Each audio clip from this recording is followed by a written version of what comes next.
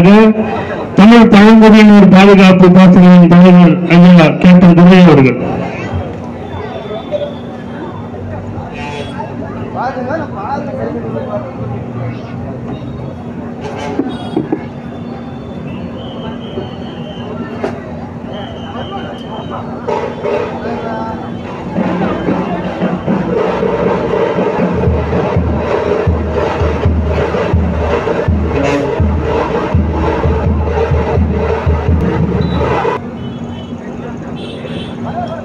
பெரியோர்களே, தாய்மார்களே, நண்பர்களே, இங்கே திரளாக கூடியிருக்கின்ற பழங்குடி மக்களே, நாம் தமிழ் கட்சியின் சொந்தங்களே, உங்கள் அனைவருக்கும் நாம் தமிழ் கட்சி தமிழ் பழங்குடியினர் பாதுகாப்பு பாசறை சார்பிலே எனது முதற்கண் வணக்கத்தையும் வாழ்த்துக்களையும் தெரிவித்துக் கொள்கின்றேன். இன்றையும் உலக அளவில் பழங்குடியினர் நாள் ஆகஸ்ட் 9 ஐநா மன்றம் அறிவிப்பின்படி 1982 ஆண்டு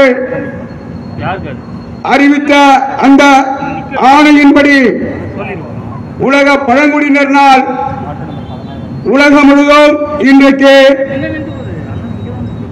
கொண்டாடி வருகிறார்கள். பல நாடுகளிலே கோலாகலமாக இந்த நிகழ்வை முன்னெடுத்து வருகிறார்கள்.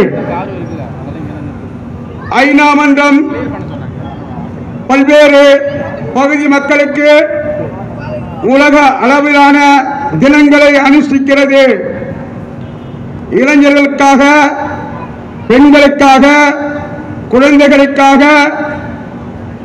இப்படி தொழிலாளர்களுக்காக சர்வதேச நாட்களாக ஐநா மன்றம் அறிவித்திருந்தாலும் உலக பழங்குடியினருக்காக இந்த நாளை அறிவித்து இருப்பது என்பது வித்தியாசமானது, வேறுபாடானது.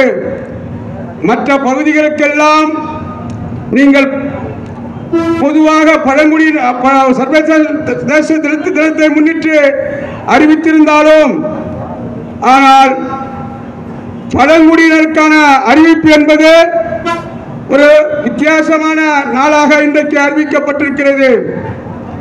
அதில் குறிப்பாக அந்த பிரகடனம் என்ன சொல்லப்பட்டிருக்கிறது என்று சொன்னால், உலக பழங்குடியினர் நாள் அன்று பழங்குடியின மக்கள் அவர்களுடைய வாழ்வுரிமையையும் வாழ்வாதாரத்தையும் வாழ்விடங்களையும் பாதுகாக்கப்பட வேண்டும். அதை தாண்டி ஐநா மன்றம் குறிப்பிடுகிறது, பழங்குடி மக்கள் இந்த உலகத்திற்கு, இந்த சமூகத்திற்கு, ஒட்டுமொத்தமான மனித இனத்திற்கு தந்த பங்களிப்புகளை, அவர்கள் தந்த ஏராளமான ஈடு இணையற்ற பங்கேற்புகளை எல்லாம் அவர்களுக்காக வெளியே கொண்டு வர வேண்டும், ஆவணப்படுத்த வேண்டும், அதை ஆதாரமாக முன்னிறுத்தப்பட வேண்டும் என்று ஐநா மன்றம் குறிப்பிட்டிருக்கிறது. அந்த அடிப்படையில் தான் இன்றைக்கு உலக அளவிலே இங்கே கொண்டாடுகின்ற இந்த நாளிலே இந்தியாவில் கொண்டாடப்படுமா, அதை பற்றியான எண்ணம் இல்லை. அரசுகளுக்கும் ஆட்சியாளருக்கும் அது பற்றி சிந்தனை இல்லை. ஏன் தமிழ்நாட்டில் கொண்டாட போகிறார்களா? இங்க இருக்கிற ஆட்சியாளர்களோ அல்லது பிற கட்சியை சார்ந்தவர்களோ பழங்குடி மக்களை பற்றியான அந்த தினத்தை கொண்டாடுவார்களா? கிடையாது. ஒரே ஒரு கட்சி மட்டும்தான் பழங்குடி மக்களை, தொல்குடி மக்களினுடைய வாழ்விடத்தையும் வாழ்வாதாரத்தையும் பாதுகாக்கின்ற ஒரு கட்சி, தமிழ் தேசியத்தை முன்னெடுத்துக்கின்ற ஒரு கட்சி, அது நாம் தமிழர் கட்சி. அருமை தலைவர் செந்தமன் சீமான் அவர்கள் தலைமையில் பேர் இயக்கம் மட்டும்தான் இந்த உலக பழங்குடியினர் நாளை இன்றைக்கு கொண்டாடுகிறது. அந்த கொண்டாட்டத்தின் விளைவாகத்தான், அந்த எழுச்சியின் விளைவாகத்தான் இன்றைக்கு உலக பழங்குடியினர் நாள் இன்றைக்கு தர்மபுரி மாவட்டம் அரூரிலே இந்த நிகழ்ச்சி முன்னெடுக்கப்பட்டிருக்கிறது. உறவுகளே, அப்படி இங்க தர்மபுரியிலே என்ன விசேஷம் என்று சொன்னால், தர்மபுரி மாவட்டம் முழுவதும் மலை சூழ்ந்த பகுதி, தர்மபுரி மாவட்டம் முழுவதும் குன்றுகள் சூழ்ந்த பகுதி. இதற்கு முன்னாலே இந்த பகுதிக்கு நீங்க பாரா மகால் என்று பேர். பாரா மகால் என்று சொன்னால் சேலம் மாவட்டம், கிருஷ்ணகிரி மாவட்டம், தர்மபுரி மாவட்டம், இந்த மாவட்டங்கள் உள்ளடக்கிய பகுதிகளை தான் பாரா மகால் என்று சொல்லுவார்கள், மலை சூழ்ந்த பகுதி என்று சொல்லுவார்கள். அதன் பிறகு மாவட்டங்கள் பிரிக்கப்பட்ட போது சேலம் என்று பிரிக்கப்பட்டது. சேலம் என்று சொன்னால் சேலம் என்று இங்கே மிக முக்கியமாக சைலம் என்று பொருள். சைலம் என்று சொன்னால் மலை சூழ்ந்த பகுதி. எனவே மலை சூழ்ந்த பகுதியை அந்த காலத்திலே சைலம் என்று சொன்னார்கள். சைலம் தான் இன்றைக்கு சேலமாக, சேலம் என்று சொன்னால் மலைகள் சூழ்ந்த பகுதியாக இன்றைக்கு இருப்பது காரணத்தினால்தான் இந்த பகுதியிலே நாம் முன்னெடுத்திருக்கின்றோம். மலையிலும் மலை சார்ந்த பகுதியும் சமவெளி பகுதியிலும் பல்லாயிரக்கணக்கான லட்சக்கணக்கான பழங்குடி மக்கள் இன்றைக்கு வாழ்ந்து வருகிறார்கள். இப்பொழுது பழங்குடி மக்கள் என்பவர்கள் யார் என்ற கேள்வி நம் முன்னாலே எழுகிறது. இந்த சமூகத்தினுடைய பொது புத்தியிலே பழங்குடி மக்களை பற்றியான ஒரு சிந்தனை. பழங்குடி மக்கள் என்று சொன்னால் நாகரிகமற்றவர்கள், பழங்குடி என்று சொன்னால் பண்பாடு தெரியாதவர்கள், பழங்குடி என்று சொன்னால் அவர்கள் எண்ணெய் தலையில எண்ணெய் கூட வைக்காம இருக்கின்ற அனாதிகள். இன்றைக்கு இந்த மக்கள் பற்றியான சிந்தனை, இந்த மக்களைய பற்றியான கருத்துக்கள், இந்த மக்கள் நமக்கு அவர்களுக்கும் சொந்தமில்லை சம்பந்தமில்லை என்ற உணர்வுதான் இந்த சமூகத்தின் பொது புத்தியில் இருக்கின்றது. அதற்கு மேல பழங்குடிகள் என்று சொன்னால் தலையிலே இறகு வைத்திருப்பார்கள், பொட்டு பொட்டு கன்னங்களிலே வண்ண வண்ண பொட்டுகளை வைத்திருப்பார்கள், குட்ட குட்ட ஆடைகளை போட்டிருப்பார்கள். இவர்கள் தான் பழங்குடிகள் என்று தவறான கருத்துக்களும் தவறான சிந்தனைகளும் இந்த சமூகத்தின் பொது புத்தியிலே நிகழ்ந்து கொண்டிருக்கின்றது எனது அன்புறவர்களே. ஆனால் உண்மையிலே பழங்குடிகள் என்பவர் யார்? தொல்குடிகள் என்பவர் யார்? தொன்மையான இந்த சமுதாயத்தை உருவாக்கியவர்கள் யார் என்று சொல்கின்ற போது இந்த சமூகத்தை உருவாக்கியவர்கள் இன்றைக்கு நம்முடைய தாய் தகப்பன் எப்படியோ, தாய் தகப்பனை பெற்ற தாய் தகப்பன் எப்படியோ, இப்படி நம்முடைய முன்னோர்கள் எல்லாம் மூதாதையர்கள் எல்லாம் எப்படி நாம் உருவாக்கி நம்மளை வழி வழியாக பாரம்பரியமாக கொண்டு வந்தார்களோ அது மாதிரிதான் முதன்மையான குடி, மூத்த குடி பழங்குடி மக்கள்.